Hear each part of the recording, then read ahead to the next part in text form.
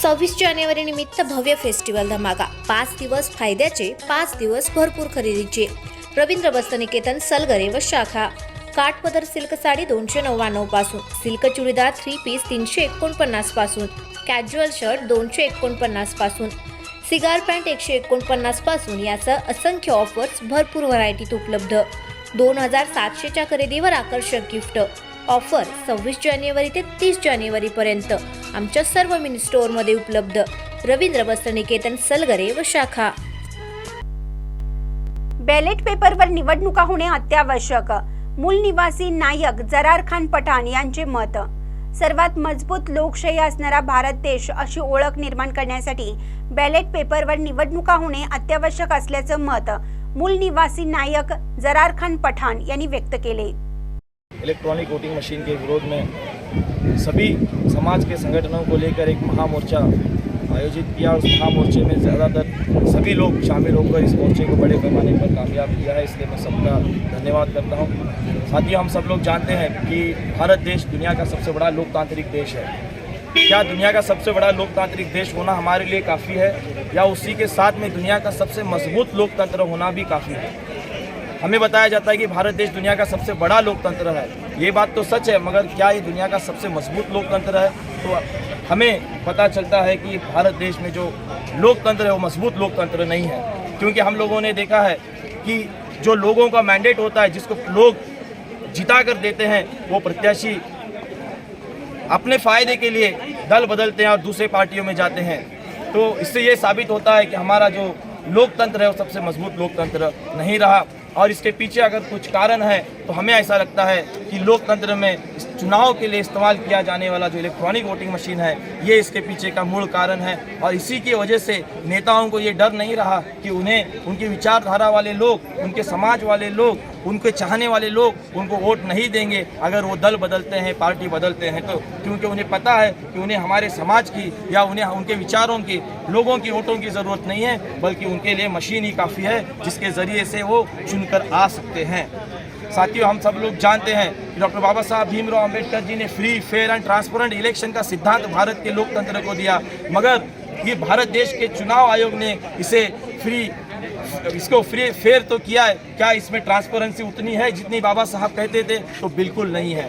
साथियों, हमने चुनाव आयोग को कई बार ये बताया कि भारत देश के जो चुनाव हो रहे हैं ये ट्रांसपेरेंट चुनाव नहीं है, मगर वो हमारी किसी भी बात को सुनने के लिए तैयार नहीं थे। हमने हर तरह से कोर्ट के ज़रिए से, रोड के ज़रिए से, हर तरीके से चुनाव आयोग को दबाव निर्माण करने का प्रयास किया। जब 2013 में भारत के सुप्रीम कोर्ट ने यह निर्णय दिया कि ईवीएम मशीन से फ्री, फेयर और ट्रांसपेरेंट चुनाव नहीं हो सकते, तब जाकर इलेक्शन कमीशन की आंख खुली और उन्होंने वीवीपीएटी जैसे एक सिस्टम का इस्तेमाल किया। क्या वीवीपीएटी सिस्टम लगना ट्रांसपेरेंसी के लिए काफ़ी है? तो देखा जा सकता है कि साथियों, वीवीपीएटी का सिस्टम भी ट्रांसपेरेंसी के लिए काफ़ी नहीं है। हमारा ऐसा मानना है कि चुनाव के लिए जो मशीन यूज़ हो रहे हैं और उसके साथ जो वीवीपीएटी सिस्टम हो रहा है उसका क्रॉस वेरिफिकेशन किया जाए, यानी कि जो वोट मशीन में दिखा रहे हैं उतने ही पेपर स्लिप या बैलेट पेपर उस वीवीपीएटी बॉक्स में होना चाहिए। जब ये दोनों का क्रॉस चेक किया जाएगा और इन दोनों का मिलान किया जाएगा, तभी ये सिद्ध हो जाएगा कि ट्रांसपेरेंसी है।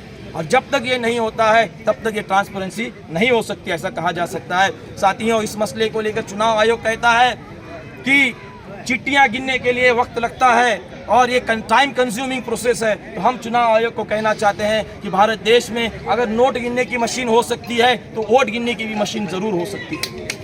भारत देश में अगर नोट गिनने की मशीन हो सकती है तो वोट गिनने की भी मशीन हो सकती है। जब हमने चुनाव आयोग को यह प्रस्ताव दिया तो चुनाव आयोग एक दूसरा बहाना लेकर आया, चलो हम वोट तो गिन तो लेंगे, मगर इसको सेग्रीगेट कैसे करेंगे? सेग्रीगेट करने के लिए और टाइम लगता है।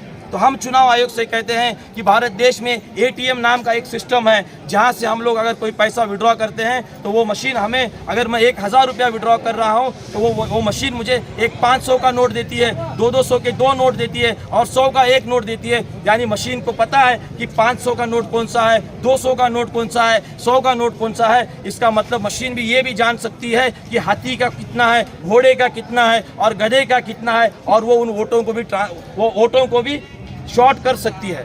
इसका मतलब सिस्टम भारत देश में है, मगर चुनाव आयोग पर्पसली जानबूझकर लोकतंत्र की हत्या करने के लिए इस सिस्टम को इम्प्लीमेंट नहीं कर रहा है। हमारा इतना ही मानना है कि अगर नोट गिनने की मशीन है तो वोट गिनने की मशीन चाहिए, और अगर नोटों को अलग अलग करने की मशीन है तो वोटों को भी अलग अलग करने की मशीन हो सकती है, और उसको अलग अलग करने के बाद जो मशीन के अंदर जो आंकड़ा दिखाया जाता है, जो फिगर होता है, उसको बैलेट स्लिप के साथ में कंपेयर करके फिर चुनाव को घोषित करना चाहिए, नतीजों को घोषित करना चाहिए। और अगर चुनाव आयोग ऐसा नहीं करता है तो अब ये लड़ाई जनता ने अपने हाथ में ले ली है, और जब तक इस लड़ाई में जनता जीतेगी नहीं तब तक जनता खामोश रहने वाली नहीं है। ये जनता फुले शाहू अम्बेडकरवाद की जनता है, ये जनता मिशन की जनता है, और ये जनता अपने देश को, अपने संविधान को और अपने लोकतंत्र को बचाने के लिए हर संभव प्रयास करेगी और हर वो चीज़ करेगी जिससे हमारा लोकतंत्र मजबूत हो जाए।